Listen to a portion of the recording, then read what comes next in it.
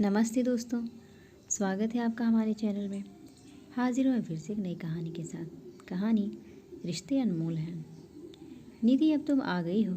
अब इन शैतानों को तुम संभालो। घर की जिम्मेदारी मेरी, वैसे भी तुम पढ़ी लिखी हो, बच्चों को अच्छे से पढ़ा लोगी। और ये तुमसे घुल मिल भी तो कितना गए हैं।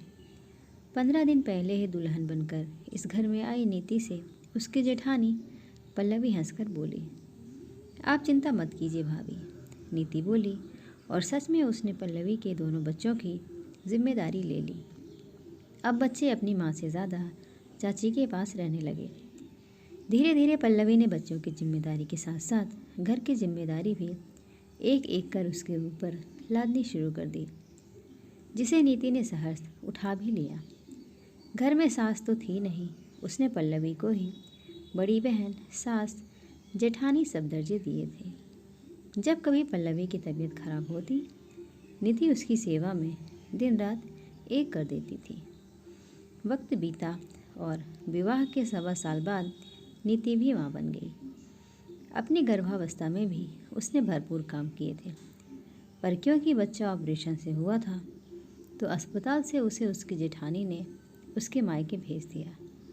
हालांकि नीति को थोड़ा बुरा लगा, पर जेठानी पर ज़्यादा भार न पड़ी, ये सोचकर वो चुप रही।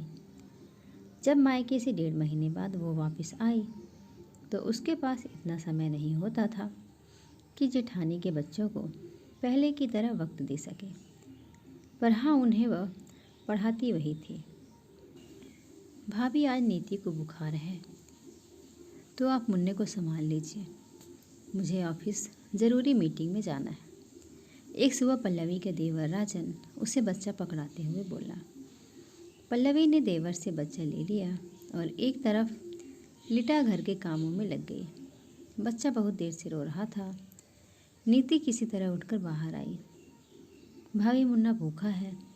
बुखार ज़्यादा होने के कारण मैं अपना दूध नहीं पिला सकती, तो आप जरा बोतल का दूध बना दो इसके लिए, नीति बोली। देखो नीति, मुझे भी अपने बच्चों को देखने हैं।